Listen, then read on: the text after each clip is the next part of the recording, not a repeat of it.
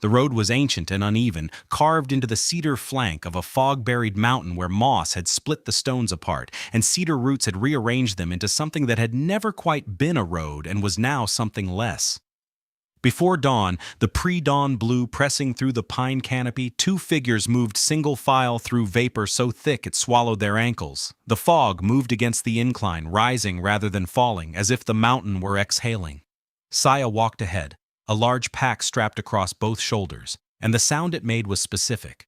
Ceramic wrapped in cloth, shifting against dried herb bundles, a low musical clatter that marked her pace like a metronome. They had not spoken in 2 hours. In her mind, she catalogued, using thought as ballast against the silence. Dried burdock root, 2 bundles of winter mushroom, the pale ones from the grove above Matsushiro, the ones her grandmother had called ghost ears. 3 sealed crocks of reduced bone stock. 4 days of food if rationed. 6 if she ate nothing. She adjusted the pack strap and let the next thought settle without self-pity, stating it as a fact. She had been rationing since she was 12. She knew how to do this. Behind her walked Kaito, in plain gray traveling clothes with no official markings, his hands free at his sides. He used no walking staff. He did not look at his feet. His gaze tracked the tree line with a patience that was not calm but rather the specific attention of a man who had trained himself to treat every moment of quiet as a prelude to noise. There was only the mountain, breathing. By early morning they reached a 3-walled traveler's rest hut at a bend in the post road, its cedar planks grayed by weather, its stone floor scattered with old ash. Saya crouched at the center and pressed 2 fingers into the cold ash pile, studying them, rubbing the grit between her fingertips. "Someone camped here last night," she said quietly, thinking aloud as reflex. "Small fire, left before first light." From the doorway, not moving, Kaito answered, "Noted." She looked back at him. He stood with his arms at his sides, 1 foot on the stone step and 1 foot on the road, technically inside the shelter, and technically not. Something about this bothered her in a way she could not yet name. She turned back to the firebox. "We'll stop here," she said, moving on, not wanting conversation but needing him to understand. "I need to rehydrate the mushrooms before we lose the morning. They take time." There was a micro-pause before he answered. "How much time?" "Long enough that you may as well sit down." He moved into the shelter and folded himself onto the stone bench along the back wall, controlled and economical, his spine straight, not comfortable. He chose instead to appear as though comfort were not a category he operated in. The mushrooms hit the warm water and almost immediately began to unfurl. By full morning, the shelter smelled of cedar smoke and something older and warmer, the rehydrated mushrooms releasing their compressed autumn, a smell that belonged to a different season than the one outside. A small fire burned efficiently in the stone box, an iron pot suspended from a hook Saya had improvised from her pack equipment, the steam rising and catching the light like silk thread.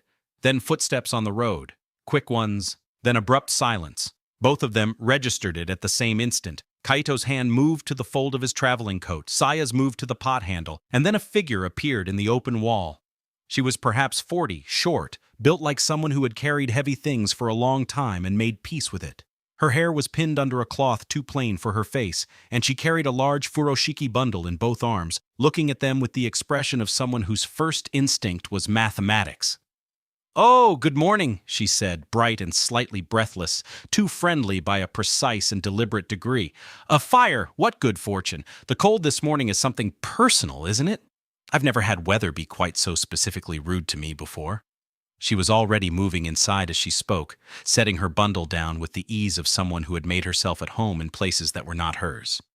"Sit down if you like," Saya offered, mild and watching. "The fire's not mine to guard."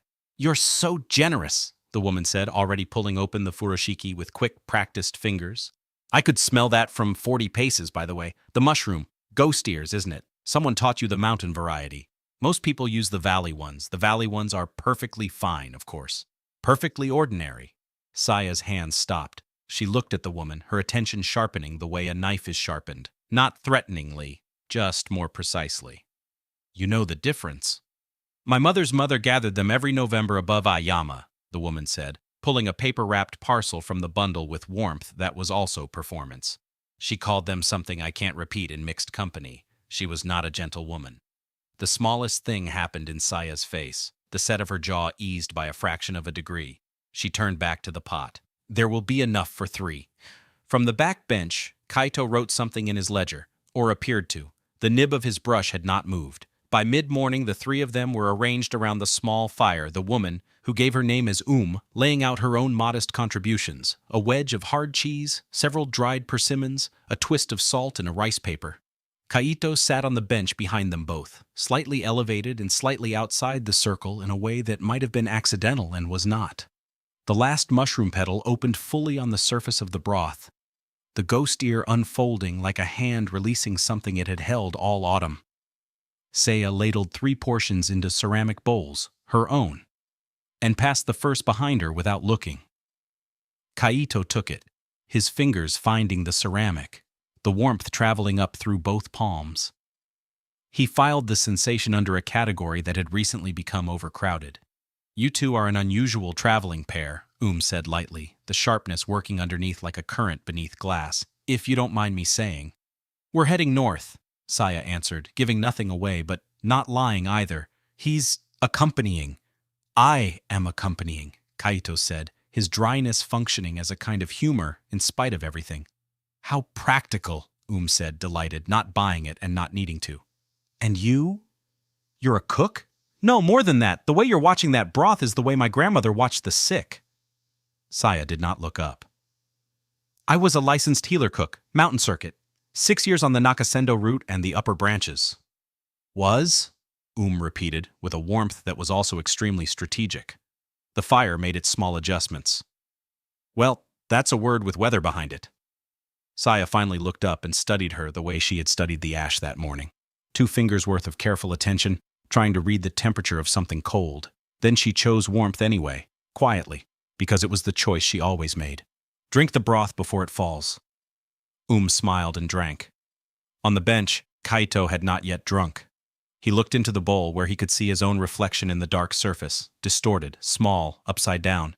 Then he raised it and drank, no expression, the warmth traveling somewhere interior he had not named and was not going to name now. By late morning, the meal was finished, the bowls empty, the fire reduced to glowing intention.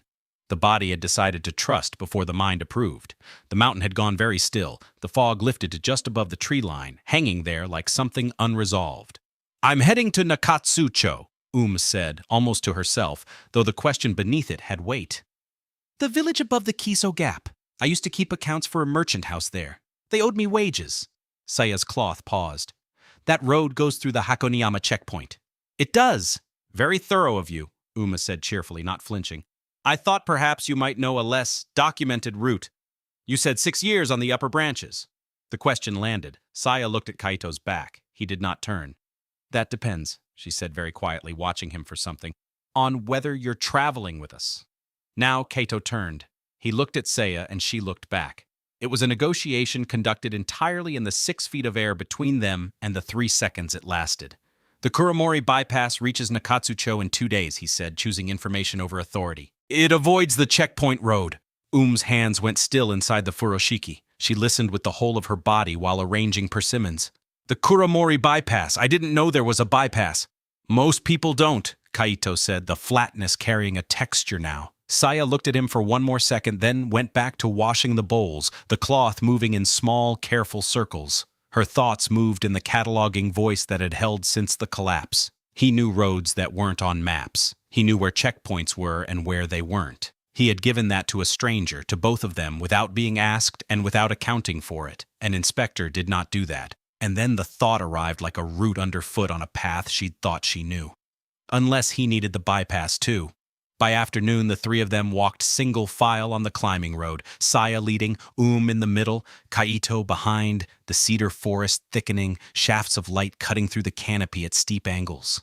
They moved in the particular silence of 3 people who had eaten together and not yet decided what that meant. "So the broth," said, placing the words exactly where they wouldn't feel like interrogation. "Your grandmother's recipe?" "Her base," Seiya said, something harder than sentiment in it. "The ratio of ghost ear to dried anchovy stock, the white pepper quantity, those I changed. She used the broth for joint ache, winter fatigue after childbirth. I adjusted the pepper quantity after..." She stopped. The road crested a rise and the forest opened onto a vista of fog-buried valley, the mountain range continuing north in graduated silhouettes of blue and gray and nothing. I adjusted it, she finished, quieter. Glanced at her and did not press. You said you were licensed on the Nakasendo upper branch, she asked after a moment, apparently idle and not idle at all. Who issued the license? The Matsumoto Guild or the Ida Circuit Office? Ida, Kaito said. Both women turned. He had answered without being asked. The Matsumoto Guild doesn't issue for mountain circuits above the 3,000 shaku line, he said, adjusting the strap on his shoulder. The Aida Circuit Office holds that jurisdiction. That's correct, Saya said carefully, noting the precision of it. You know a great deal about licensing jurisdiction? Observed. I know a great deal about many things, Kaito answered, the flattest he had been, and underneath the flatness something not quite discomfort but adjacent to it. The road descended back into the tree line and the fog swallowed the valley whole.